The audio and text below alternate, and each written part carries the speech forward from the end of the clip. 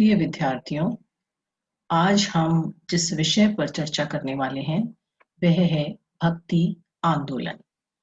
आज के इस लेसन में हम देखेंगे भक्ति आंदोलन का अर्थ क्या है, इसका उद्भव कैसे हुआ और इसके क्या कारण रहे। हम देखते हैं कि मुस्लिम शासकों के आगमन से पहले ही भारत में भक्ति आंदोलन आरंभ हो चुका था और ये 16वीं शताब्दी तक चलता रहा। भक्ति का अर्थ है मानव और ईश्वर के मध्य जो संबंध है, उस संबंध का जो प्रकार है वो भक्ति माना जाता है। भक्ति शब्द भज धातु से बना है, जिसका अर्थ है सेवा करना। किसकी सेवा करना? अपने आराध्य की सेवा करना, यानी ईश्वर की सेवा करना। यह जो शब्द है हमें सर्वप्रथम श्वेतवास्वर उपनिषद जो है उसमें हमें प्राप्त होता है। उसके बाद श्रीमद् भगवत गीता जो महाभारत का ही एक अंश है, उसमें भक्ति की विस्तृत व्याख्या की गई है। इसके अतिरिक्त भागवत पुराण एक अन्य ग्रंथ है और यह हमें बताता है कि भक्ति का आरंभ द्रविड़ प्रदेश में हुआ, यानी दक्षिण के क्षेत्र में हुआ। कर्नाटक में इसका विकास हुआ, फिर ऊपर महाराष्ट्र में आकर इसका ठहराव हुआ और गुजरात में आकर यह जीर्ण शीर्ण हो गई। इसका तात्पर्य यह हुआ, ये जो हमने उल्लेख लिए हैं, इसका तात्पर्य यह हुआ कि भक्ति की जो अवधारणा है वो भारत में बहुत ही पहले से हमें प्राप्त होती है और विभिन्न ग्रंथों में हमें भक्ति आंदोलन के जो अंकुर हैं उनके बारे में जानकारी मिलती है। अब बात करते हैं कि इस भक्ति का क्या स्वरूप था या क्या मार्ग थे।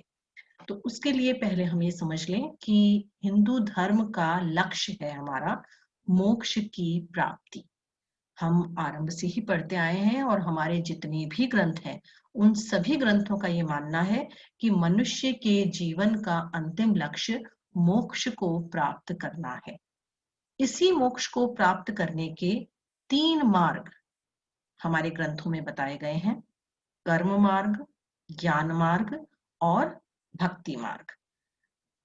इसके अतिरिक्त जो भक्ति है उस भक्ति को भी 2 भागों में बांटा गया है, जिसमें कहा गया है एक है सगुण भक्ति, जिसके प्रवर्तक रहे, जिसको मानने वाले रहे वल्लभाचार्य, रामानंद, तुलसीदास, सूरदास, चैतन्य, मीरा आदि अनेकों संतों ने सगुण भक्ति के मार्ग को स्वीकार किया है। ये सगुण भक्ति 2 प्रकार से बटी हुई थी। कुछ थे जो राम के आश्रय में थे, यानी राम की भक्ति करते थे, जिन्हें रामाश्रयी कहा गया, और कुछ थे जो कृष्ण की भक्ति करते थे या कृष्ण के विविध रूपों की, जैसे विष्णु की कर रहे हैं, कृष्ण की कर रहे हैं, तो उन्हें कृष्णाश्रयी भक्त कहा गया। ये जो सगुण भक्ति वाले लोग थे, इन्होंने राम कृष्ण की पूजा पर बल दिया, साथ ही साथ ईश्वर के साकार रूप की आराधना की और कीर्तन और गीतों के द्वारा उपासना पर बल दिया गया। भक्ति का जो दूसरा मार्ग था, पहला तो हो गया सगुण भक्ति, दूसरा जो मार्ग था उसे निर्गुण भक्ति कहते हैं और इसके प्रमुख संत रहे कबीर हैं, नानक हैं, रैदास हैं इत्यादि।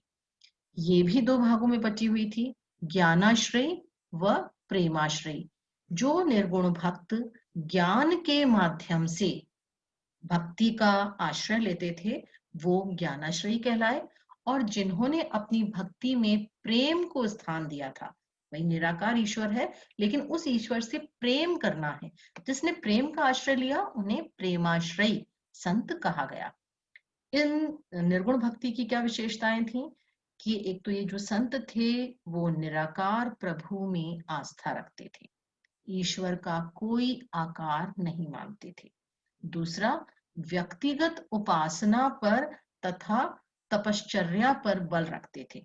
व्यक्तिगत उपासना यानी स्वयं ही भगवान का स्मरण कर रहे हैं, स्वयं ही ईश्वर का ध्यान कर रहे हैं, कोई कीर्तन सुन रहे हैं, सत्संग सुन रहे हैं, उससे कोई मतलब नहीं था। स्वयं ईश्वर का ध्यान करना, उसका जप करना, उसका स्मरण करना, और साथ ही साथ तपश्चर्या पर बल, अपने व्यक्तिगत, अपने दैनिक जीवन में तप को स्थान देना इन संतों का कार्य था।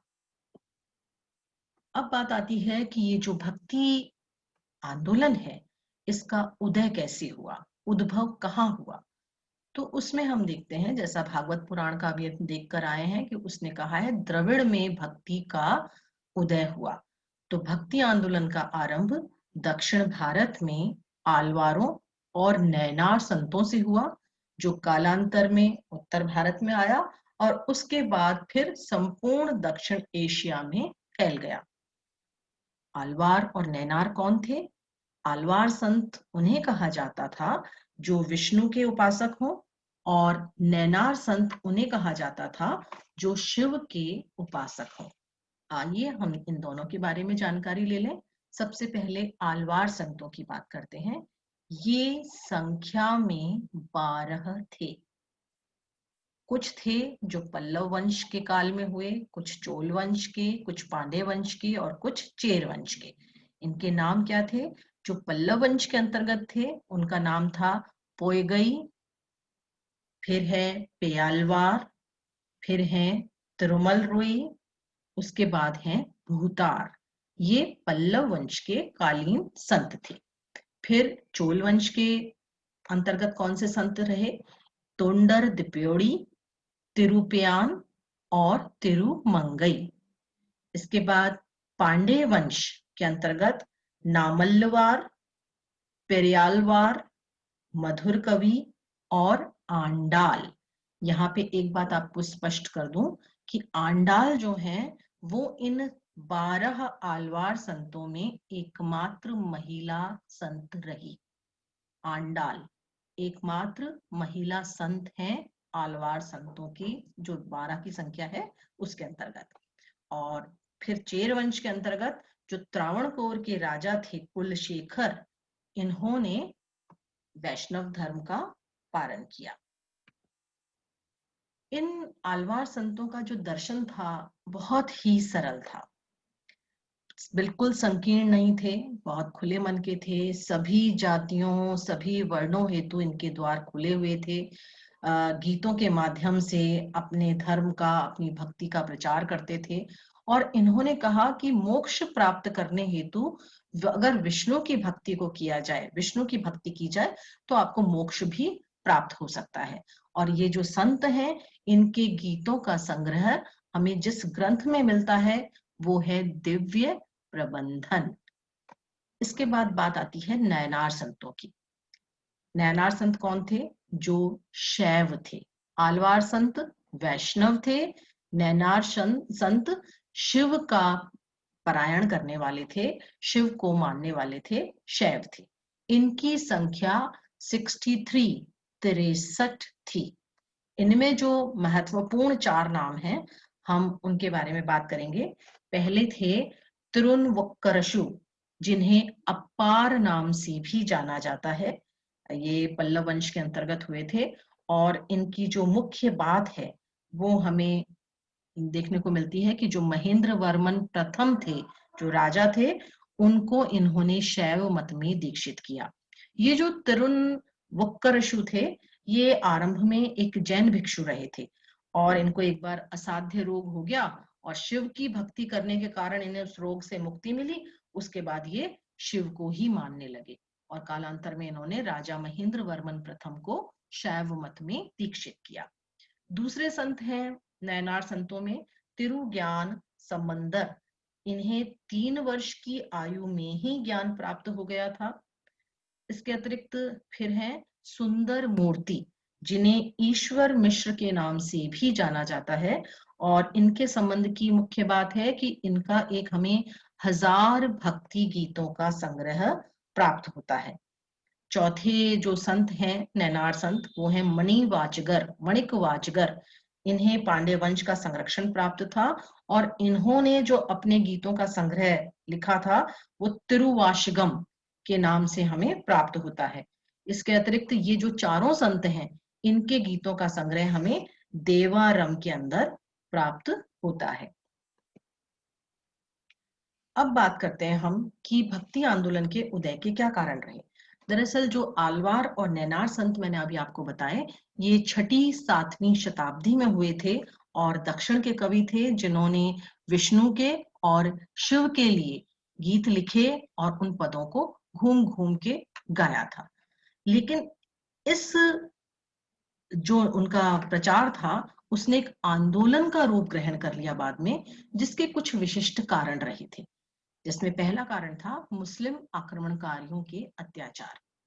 712 से ही मुसलमानों का प्रवेश हो गया था भारत में, और जो मुस्लिम आक्रांता थे वो बहुत ही बर्बर थे और उन्होंने यहाँ आकर कत्लेआम, मूर्तियों का, मंदिरों का तोड़ना, नष्ट करना, ये सब चीज शुरू की। तो इससे निजात पाने के लिए, इससे छुटकारा पाने के लिए भक्ति आंदोलन को अपनाया गया।